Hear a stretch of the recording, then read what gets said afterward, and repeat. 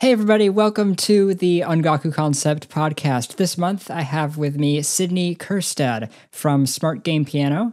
Hi. So, Sydney, I found out about your channel when you messaged me, and I want you to tell everybody what exactly it is. So SmartGamePiano is basically a website where we promote people learning to learn piano by the music they already know and love. In this case, video game music. It's much easier to become more interested in an instrument and to learn a song if you already know the music. It's in your head, you're excited to learn it. And basically our shtick is where you don't have to have a lot of knowledge of music theory or know how to read sheet music. We use synesthesia, kind of like more complicated Guitar Hero, while you can watch my fingers play. And so you can actually see the fingering go along. So it's a little more hands-on, a little more personal. And basically our YouTube channel is basically the way of saying like, hey, like, we're real. Come check us out. And I'm not a robot, I swear. Yeah. But yeah, my goal is to make video game music more accessible. Like, it already is accessible thanks to the internet, but there's a difference of like just hearing it all the time and then actually learning to play it, you know? Right. Yeah, I had never heard of your channel before you contacted me, and I looked through it, and like it's really, really cool. Like, you've got a bunch of videos on like songs like An Unwavering Heart from Pokemon, which is one of my favorites. Yeah, that was a recent one just published. Yeah, that's from last week. Mm-hmm. Yeah, I looked through that one. It's really good. Oh, thank you. And yeah, like it is like super simple. Like, there's no sheet music. There's no nothing like that. You can see like now I've seen a bunch of like synthesia kinds of videos on YouTube before, but I haven't seen, you know, the kind of stuff that you do where you can actually see like your hands on the keyboard instead of like just the notes. So you also get like the fingerings and stuff out of that and see like what the hand motions look like. Yes. And I think that's really helpful. Oh, yeah, especially for piano, because it's not an intuitive instrument. It's really not. So you can give someone the sheet music or show them the synesthesia file and they still won't know how to play it, you know? Yeah. And it's nice that like, you know, I mean, you know, my channel is all about like heavy music theory and things like that. But it's, you know, when people are like just starting out and learning how to do this kind of stuff, like it's really rewarding to be able to start playing stuff without, you know, having to spend hours and hours and hours of learning to read music and to understand all this stuff. And you can actually, you know, start playing, and that's really rewarding. Yeah, absolutely. I mean, I went to college for music, and like, as much as I love music theory, not everybody wants to do that. They just want to like play a song or two, you know, they just want to play Undertale songs. They just want to play stuff from Your Lie in April. And that's what I do. I'm like, okay, I'll deliver. Here you go. So that's a good point to bring up, by the way. What's your background in music? Oh, well, I've played piano since I was a little guy. I started at 6 years old. Just always liked it. When I was, I think, 14, I was playing Final Fantasy X, and I was like, holy moly, that's a piano song, and kind of blew my mind, you know, the To Xanarkand opening. And I was like, I can do that. And it just gradually went me to playing video game music, to me trying to write. I went to school, Luther College, to get my bachelor's in music. And then I went to NYU Steinhardt and I got my master's there at scoring for film and multimedia. Yeah, it's a lot flashier than it actually is. No, it was a really, really good experience, and I wouldn't trade it for the world. You meet a lot of like-minded people. You know, score for films, commercials, et cetera, work with orchestras, record a lot. And it was a great experience and I loved it. However, it was so many of my friends like stayed there and went into academia, and that is what I was not interested in at all. I just wanted to get the tools I wanted to understand video game music more, you know? That makes sense.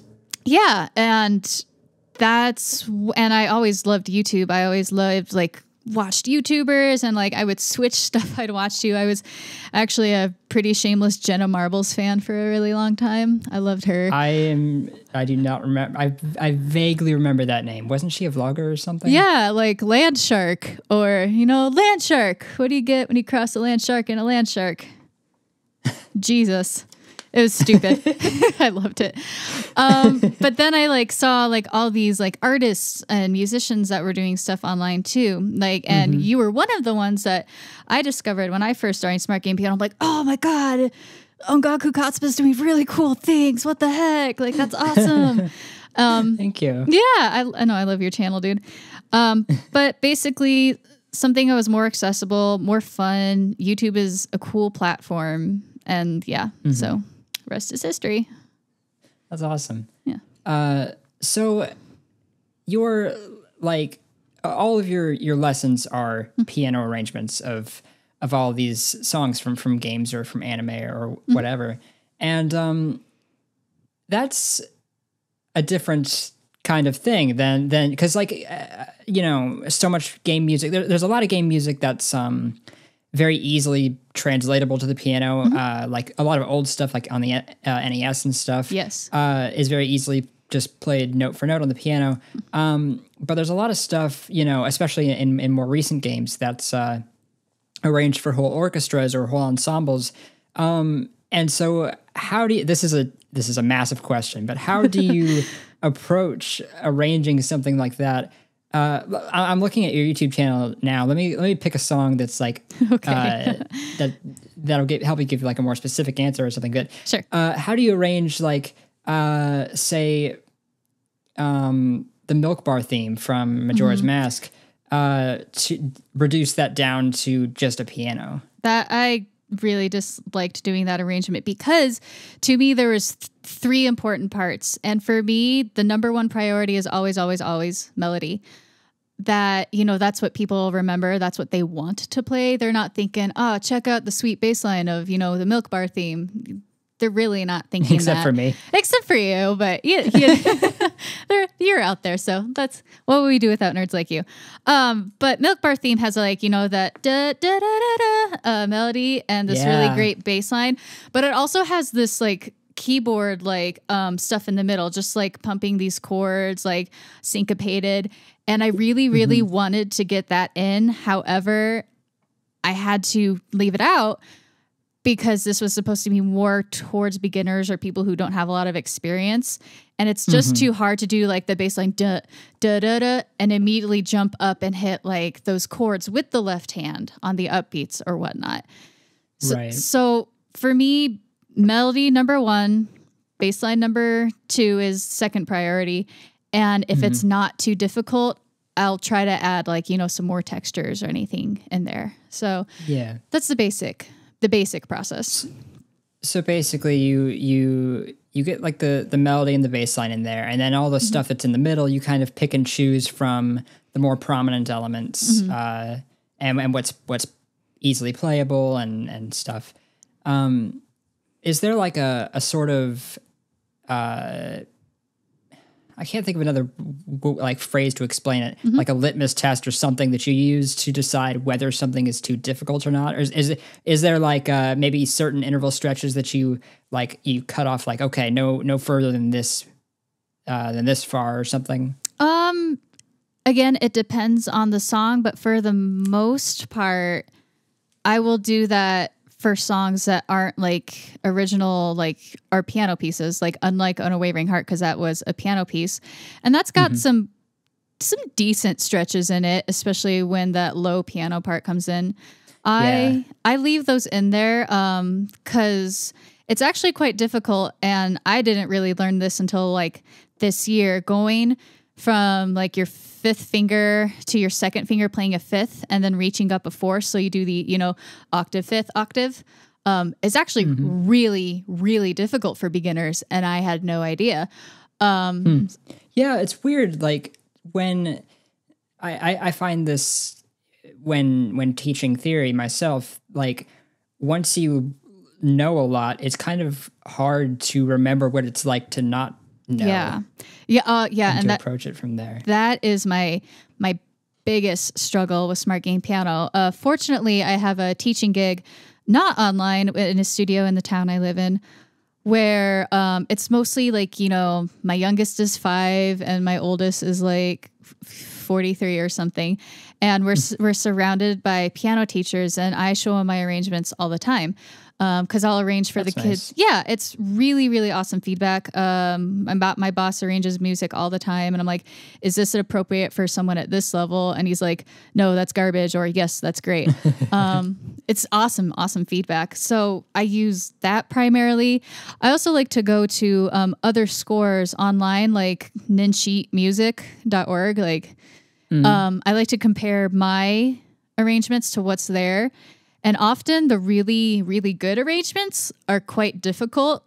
So I'm like, okay, so mine is about the same level of difficulty, so I should tone it down a little bit. Yeah, that makes sense. Yeah. Yeah, I remember when you mentioned like the big stretches, my first thought was Lost in Thoughts All Alone from Final what am I saying? From Final Fantasy, yeah. No, that stretch isn't awful. Well,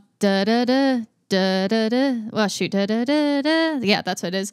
The crossover isn't awful, and as weird as it is, sometimes it's easier for people to play on black keys than it is white keys because you're less likely to hit like a white note next to it. So that one wasn't too awful. Because the black keys are more isolated, you're less likely to hit a wrong note. Yeah, I guess that makes sense. Mm-hmm. I find it more difficult to play on black keys. I guess not. Maybe not on just the black keys, but like I guess if it's a song that that mixes the white and black keys quite a lot, then I have difficulty with that. But if it's more black keys than white keys, I can see that being a little easier. Yeah, Lost in Thoughts, I think that's in C# minor. Yeah, so that uses quite a lot of black keys, and the white keys are really easy landmarks to find. So I don't think it's too hard. But then again, you know, I know too much, and therefore I know nothing. Well, you do seem to get a lot of good feedback, so I think that's a good indication. I love the comments I get. The comment I get the most is "you go too fast," which is true. I do. I'm trying to work on that. But I also get great comments of great questions like, "Hey, how do I do this? How do I do this?" The people really, really want to learn, and that's really, really, really nice to hear. You know. The question I get most often is, how do you play both hands at the same time? And that's hard. It's really hard. It's patting your head and rubbing your belly. I'm a guitarist, and like I'm used to my hands being in sync all the time. Yeah, exactly. So it's very different trying to do that on a piano. It is. But that's like not an arrangement question, but I get a lot of great feedback on the channel. A lot of great suggestions too, like, hey, maybe can you do this hand first instead of that hand? Because typically I teach like left hand first, because that makes sense to me, because like starting with the bass as the foundation. Well, usually the left hand, I arrange left hand to be a little more busier than the right hand. For example, when I arrange anime tunes, almost every single suggestion I get is like an opening from an anime, and it's like, you know, this really syncopated melody and all these drums and all this guitar. So left hand is just basically like chunking down chords like da da da da da da da da da da da da. So I'll teach that first to get that out of the way, and that way they have to stay around and watch the melody and do the fun part. It's my evil plan. But some people suggested, hey, do the right hand first, you know, because I understand that easier. And I'm like, oh, okay, I could do that. Yeah. This is a little off topic, but just because what you said reminded me, there's a lot of syncopation in Japanese music. Oh my God. Yes, I know. I always dread having to like arrange an anime tune. I'm like, oh my God, transcribing that melody is just going to take forever, and I don't want to do it. But it's not awful. It's just time. It's just time. Yeah. Like earlier today, I was bored, so I decided to to go to the US iTunes and the Japanese iTunes stores and compare like the top 10 songs on the charts. Ooh, what are they? To see kind of I forget what I don't remember anything that like is popular these days. I'm just like, I wonder what the kids are listening to these days. Yeah, seriously. I never listen to radio. I just because everything I listen to is game music. Yeah, no, I totally relate, dude. It's really sad. Like, you know this song by Katy Perry? Like, who's that? Like, no, I relate to that. No, I got you. Yeah, but one of the I was just kind of comparing like the differences kind of in general that I saw between them. And it does hold true to stuff that I've observed in the past, is that Japanese music just has a lot more syncopation, especially in the chord changes. Yes, yes. Yeah, absolutely. That is less common in Western music. And in particular, their melodies are also more varied and longer. Yes, yeah. I'll be doing a video on that at some point. Yeah, as soon as I stop being lazy and do it and get around to it. But there's a very good video that. Do you know who Marty Friedman is? Marty Friedman. No, who's that? He's a metal guitarist. He played for Megadeth for a long time. Okay. And he lives in Japan right now, and he does a lot of stuff over there.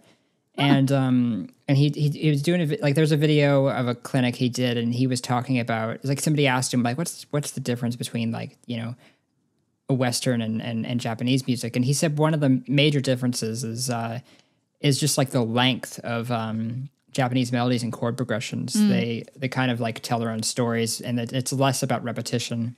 I wonder if that has anything to do with the language at all, because I know Japanese requires more words to say the same amount as compared to English. I wonder if that has something to do with it. I don't know. I think some of it, we're getting way off topic now. Really but, are. Whatever. I was researching traditional Japanese music a while ago, and I found some really interesting things that connect back to like the kind of music that's around today, that might indicate, like, you know, where some of that came from. But that's a discussion for another time. Right. So back to arrangement. So something that, you know, comes to my mind immediately when I'm talking about arrangement and YouTube is video game covers on YouTube and cover channels. Because I mean, I have a channel of mine where I cover game music, and I have for a very long time. I started out just playing guitar over songs, and then I started like making my own arrangements a few years ago. Yeah, awesome. And that's been really fun. But there's a YouTuber who many of those listening probably know, who goes by Insaneintherainmusic. Yes. He does jazz covers of video game music, and he's amazing. He really is. He's honestly, I'm very picky about covers. I really don't watch a lot of covers, and for reasons that I'll get into here in a moment. Okay. But I can't wait. Yeah. But Insane in the Rain music. His name's Carlos. I'm going to refer to him as Carlos because his channel name is so long to say. Carlos's covers are some of the most professionally produced game covers out there, in my opinion.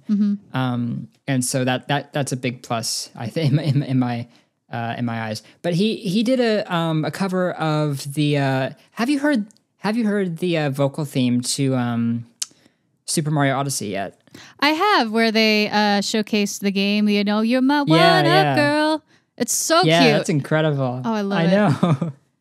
I couldn't get it out of my head for the next like 3 days. The songwriters over at Nintendo they know what they're doing, dude. Like, they understand the secret formula. They really do. I am pretty convinced that it was composed by Mahito Yokota. Is that info not out there? It's not out there yet. Oh, okay. But unless something's changed and I didn't see, it's not out there yet. But I'm pretty sure it was composed by him. He's he's kind of been in charge of the Mario music as of late, ever since Super Mario Galaxy, where he did most of the music on both of those games. Sure. But yeah, I think it's an amazing song, and Carlos did a cover of that. I think a week ago. Okay, I haven't listened to it about yet. a week ago. Did he have a singer with it? Yes, he did. It was awesome, and he got a lot of negative feedback. Really? Yeah, which surprised me, because a lot of people were, I guess, upset that like his arrangement was so different from the original. And so he wrote this in response to it. I'll link it in the description, but he posted this on Twitlonger, and it says, "A few thoughts about criticism and the mission of my channel. The, quote, controversy in the comments section of Jump Up Superstar has brought up an interesting point about the mission of my channel, which I'd like to reiterate. In my opinion, there is no point of writing an arrangement of a song to have it sound exactly like the original.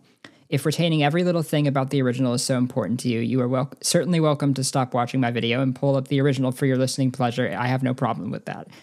When people come to my channel, I believe that they come to hear creative jazz interpretations of video game tunes, not, quote, knockoffs or, quote, budget versions of the original song. I try to bring something new and fresh to the table with each and every arrangement while preserving the original spirit of the song.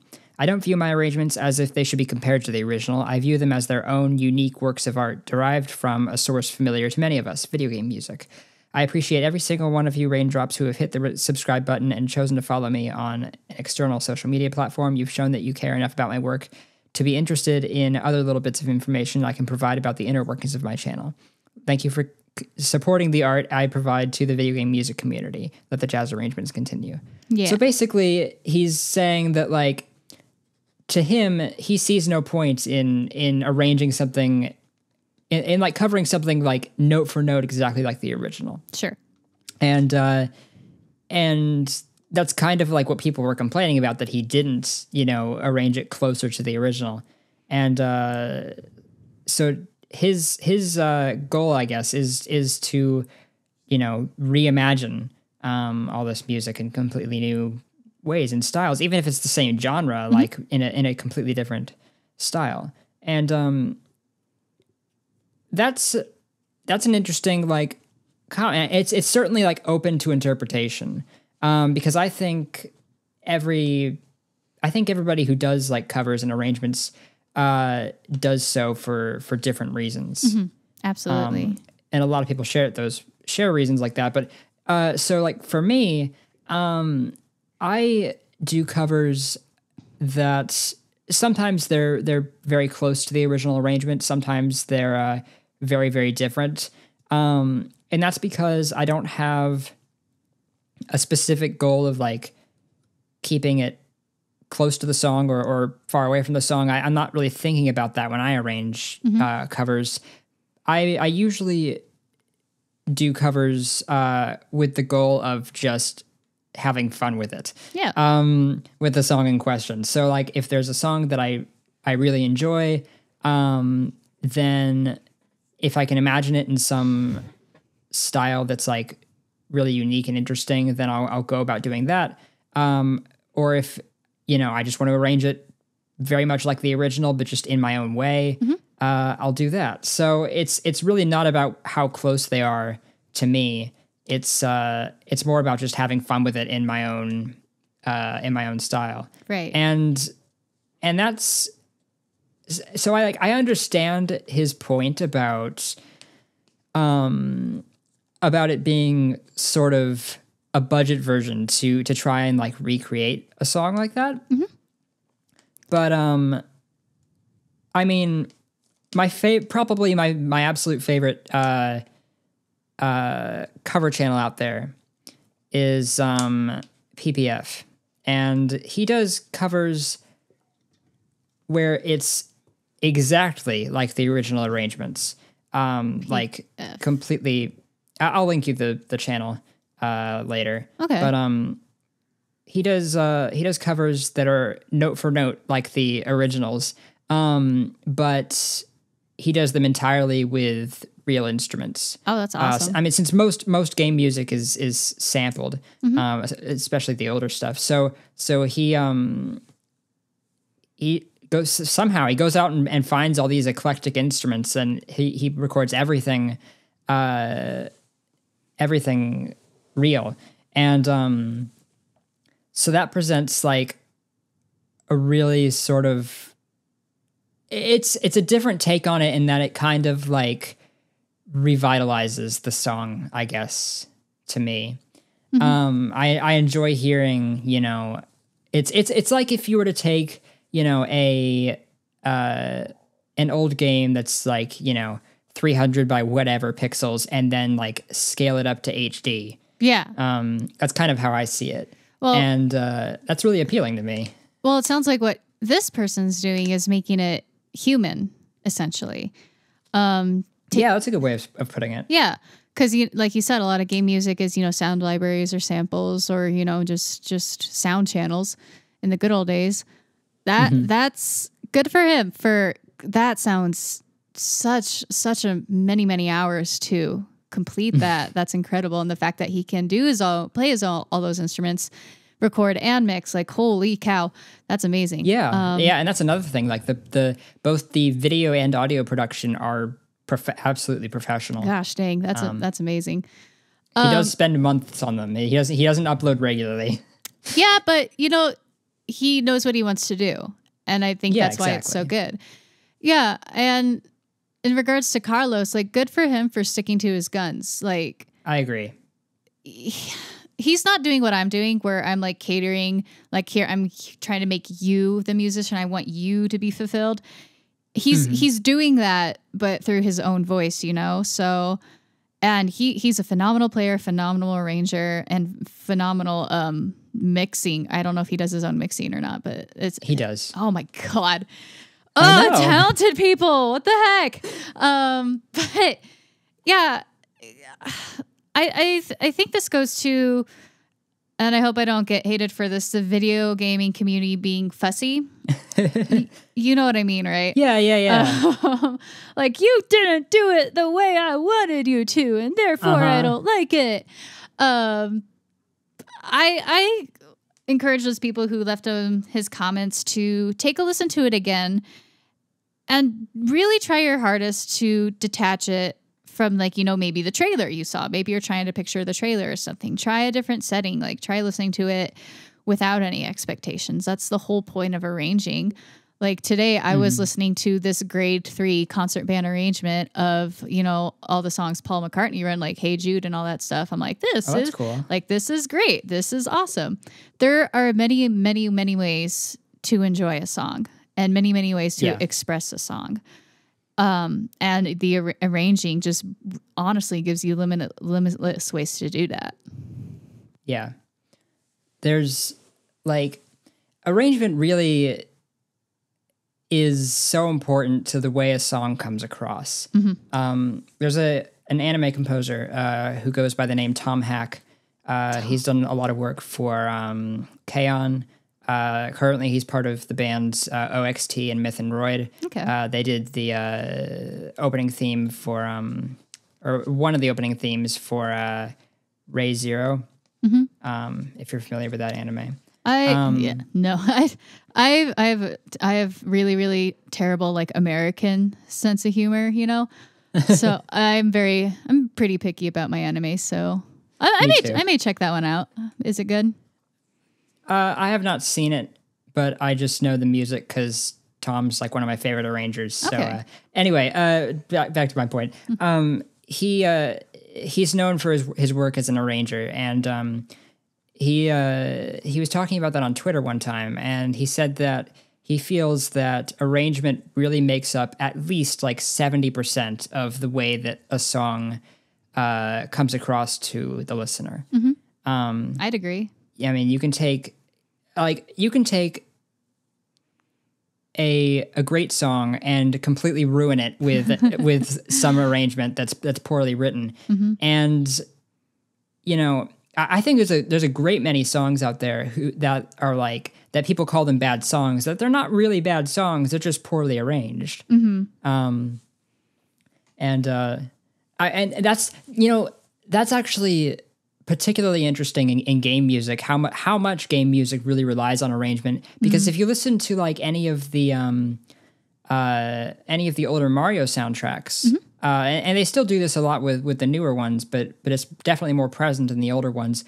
It's often like, one or two songs that are rearranged in different styles. Oh, sure. Throughout the game. Like if I don't know if you played Super Mario Sunshine. I didn't, but I know the soundtrack. It's a great soundtrack. Yeah, it's amazing. It is. Yeah. It is. It's one of my favorites. And so the Delfino Isle song. Yeah. So that song is rearranged in different styles for each of the worlds. And 8-Bit Music Theory and I discussed this last month. How like reusing motifs helps like create a sort of like connection between different parts of a game or different parts of a franchise, and part of that is like on a bigger scale is taking the same songs and or putting them into new arrangements into different contexts to express different parts of it. Right. So I see what you're saying, and that's. I mentioned that like I don't really watch covers very often, and part of it is because of like for me, I think like I tie the arrangement back very much to what the original song had to say or had to express, and so it's sometimes difficult for me to like get into like a cover if I can't find like a reason why like in universe this song would be arranged in this way. So like if there was like if you take like the say like the Mario theme or whatever. Sure. Way to pick the most generic one. Anyway, everybody knows it. So let's say it was to be arranged in like a some sort of like heavy metal arrangement, right? That'd be awesome.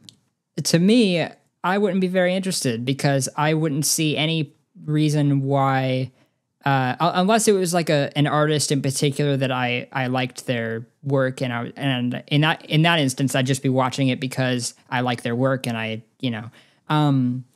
but if it's just somebody I don't know, then I probably wouldn't be interested in listening because I wouldn't see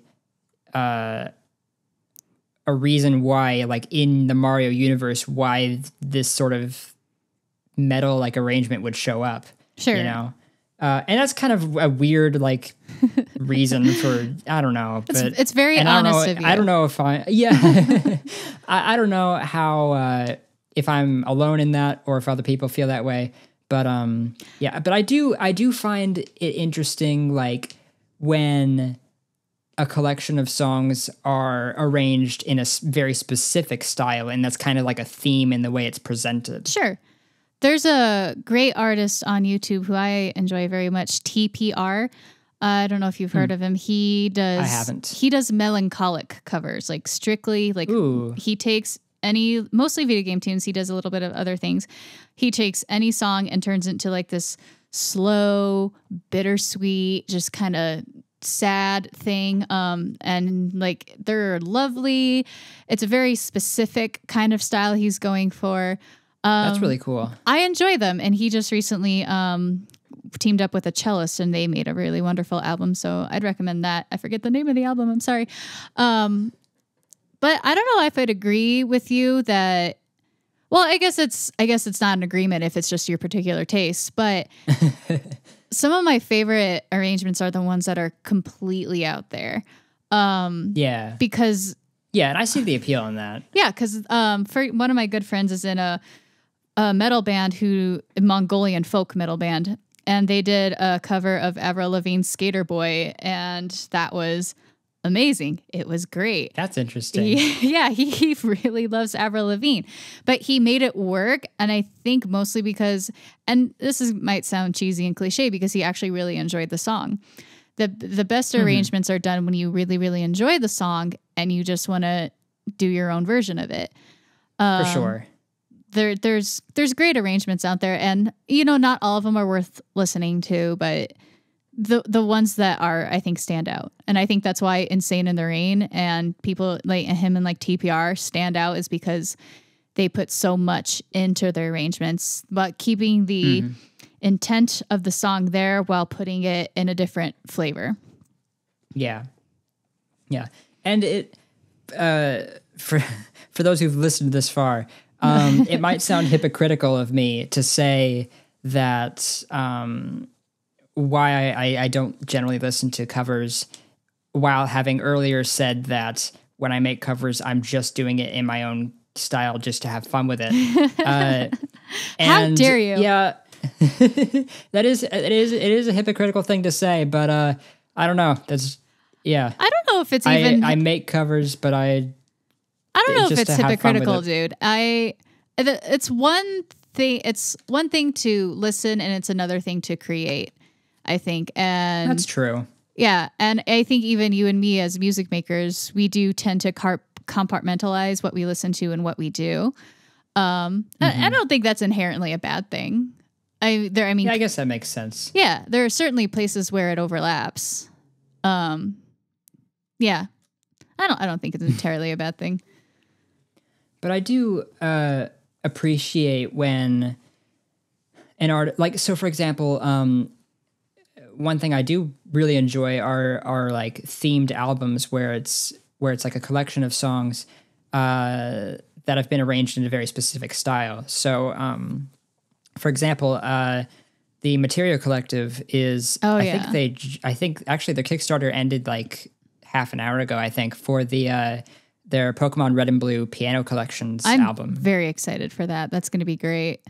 Yeah, absolutely. I think they're recording for that like next week or something. Oh, wow. And I'm really looking forward to it because like it's a very like focused presentation of a collection of songs in a certain style. So it's like, it's kind of like this package that's like, I don't know, that really appeals to me. It sounds really similar to what Square Enix does with the Final Fantasy series. Are you familiar with their piano collections? Oh, yeah. Yeah, I have so many of their books. They're so much fun to play. Oh my God. They're really fun to play. They're really good at taking a video game piece and making it a piano piece, like a really advanced, stylistic, pianistic piece. And that's, yeah, absolutely. It's really hard to do. So I can't wait to see what the Materia Collective does, especially with Red and Blue Pokemon. That's 3 channels plus a noise channel, So, but hey, that leaves you with like a lot of like, bare bones stuff to really elaborate on. Absolutely. I mean, absolutely. Because I know I have the hardest time. I like Pokemon Red and Blue are some of the tutorials I dread. Because they're so bare boned, and that's a great place to start for beginners, but they're like 3 channels. So it's like 3 independent ideas and you have 2 hands, and 2-part writing in 1 hand is still really hard for a beginner. So I'm like, gosh, dang it. What do I have to get rid of? But I can't wait to see what they do. They're not going to hold anything back. It's going to be great. I see that. Like, I think it's important, I guess, to be aware that like everybody approaches like making music and doing covers and arrangements differently, and so it's good to like respect that, and also not expect people to cover songs specifically how you expect them to do so, right? Because they're their own arrangers, and if you don't like it, make your own arrangement, dude. Like exactly. It's really fun. Yeah, it really is fun. Because it's easy. The nice thing about piano is like you can look at what you're doing, so you can like pluck out the notes. All you do is push a button, like, hey, there's the right note. So guys, arrange stuff. Like find the simplest little melody and turn it into something else. Like I like kazoo quartet would be amazing. Absolutely. Yeah. There's this, I forget the name of the guy's channel. I know who you're talking about. I don't know. I thought of him immediately when we started talking about the Milk Bar. Oh, did he do his own version? He did a cover of that. It was incredible. I haven't seen it yet. He's fun. Shoot, what's his name? I think Tsuko, Tsuko G. Tsuko. I'm like scrolling through my subscriptions. Yes, you were right. Actually, that reminded me what I meant to say. In the same way that I enjoy like piano out, like or whatever, like specific, genre or instrument albums. I think that's really appealing with cover musicians as well. Cover musicians who arrange in a very specific style. So like Carlos, because I guess you kind of know what to expect with him as he's doing jazz arrangements, and they may be different like subgenres of jazz, but like they're going to be jazz covers and they're going to be very well produced. I guess that's part of what draws me to his covers as well. He's got his flavor and he knows it and he's good at it. That's what it is. Same thing with Tsuko, same thing with TPR, and I'm sure it's the same thing with PPF. Like they know what they're about, and that's why they're successful. Yeah. So to bring this back around to your work, do you do much arrangement like outside of your teaching? Unfortunately, no. I've like had so many ideas lately, but I've basically got 2 full-time jobs, but trying to do more of that. Like I've got great ideas for some Pokemon covers I want to do in the future, and they've unfortunately been on the back burner for a while. I like to compose original music more than I like doing arrangements. And Same. It's almost safer to put that out there because people aren't going to be like, well, this just doesn't hold the true spirit of blah, blah, because blah. they're not going to come with any like preconceived ideas of what it's going to be like. It's going to like arrangements. They have such expectations and such emotions on them. Whereas writing your own pieces is just like, this is what I want. And you can't compare it to anything. Yeah. But you can, but, so no, I'm doing more composing on the outside rather than arranging. Nice. It's pretty fun. I enjoy it. Hopefully I'd like to do more arrangements, more difficult piano arrangements. One thing I'd like to start doing is start performing more complicated arrangements. And I'm not sure if I'll teach these on SmartGamePiano. Not because I don't want them to, it's just I think it'd be not as accessible. Yeah. Because the people who are going to be able to play that probably can read sheet music and they can just do that, you know? Yes. I mean, I guess you could always like put out, the covers and like with the sheet music. Yeah. And I think that would be good to do. And then I feel like a lot of people would ask, why didn't you do a tutorial on it? So I think I have to be careful about how I do that. Yeah, I guess that makes sense. Yeah.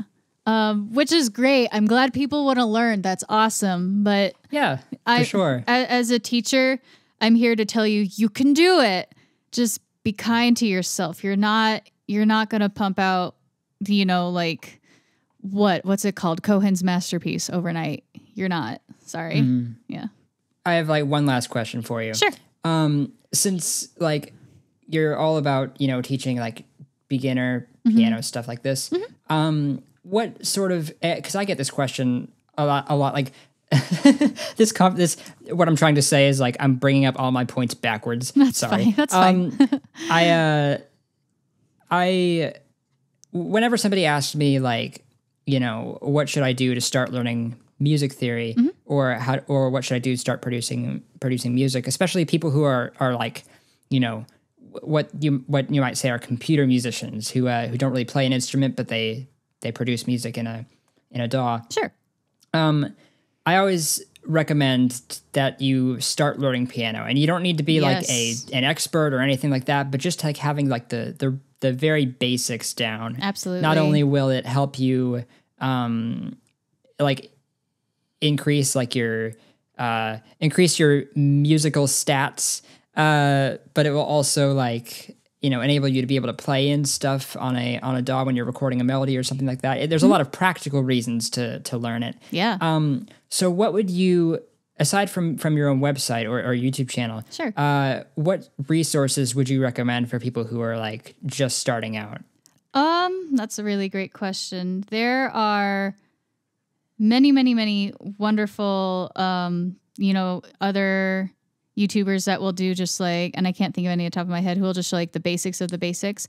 And I'm trying to do that too with like my Facebook group, exercises you can do, positions you can learn. Oh, that's nice. Yeah. So like I should join that. you should. I can help you with piano. Piano's fun. But basically, today I posted a video about like jumping from one spot of the keyboard to the next. Like say you're playing like a C chord in one part of the keyboard and you want to jump up like an octave or higher. I gave them a couple exercises for that. But for beginners, the hardest thing to do is to play hands together. And a lot of people get discouraged by that. So I would recommend learn C position first. And that's basically when the thumb in your right hand and the pinky in your left hand both start on the key of C. And that's just a really great starting point of hearing like a major harmony or a major scale and building something off of that. Once you can kind of play hands together there, it's easier to venture around, to maybe G position or F position or a D position.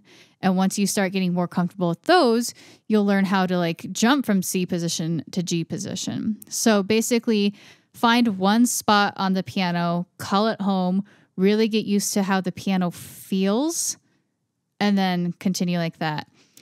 For those of you who really like books and stuff like that, I recommend the Alfred series.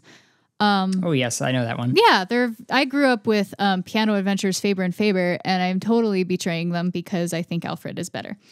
They do a better job at explaining fingering. They do better, and this is both like the kid version and the adult version. They do a better job progressing in a way that makes sense. Learning intervals, like learning a second, learning a third, and learning those intervals is super important because you can see them on the piano. Yeah. And that's huge. You can't necessarily do the same thing on the guitar. Like you can. It's just a fifth is going to look like a fifth, with the exception of B to F every time on the keyboard, at least on the white keys. And guitar, like maybe a fifth is here. And then like that G string ruins everything in the order of things. So find a position, stick with white keys. Alfred series book is great to learn intervals and stuff like that. Find really easy sheet music. Even if you can't read the sheet music, you can figure out the fingerings and stuff like that. And even though you may not be able to read the music, you'll have some sort of reference to guide your practicing. Because I'm a big fan of pencil and paper. Pretty low tech when it comes to learning an instrument and stuff like that. Which is weird. I take that back. I'm on SmartGamePiano.com. Technology's great. Learn that way. All right. So if you guys want to check out Sydney's stuff, you can find her YouTube channel. It's SmartGamePiano. I don't know if it has its own URL. It's not showing up for me. Oh no, it does. I promise. Or her website at SmartGamePiano.com. I got that right, didn't I? Yes, you did. Awesome. There's also a Smart Game Piano Facebook group. It's private, so if you want to join it, that's a easier place for me if you have like just general piano questions. It's a lot easier to answer there than YouTube comments. Yeah. All right, so I'll see you guys next month then. Bye. Bye.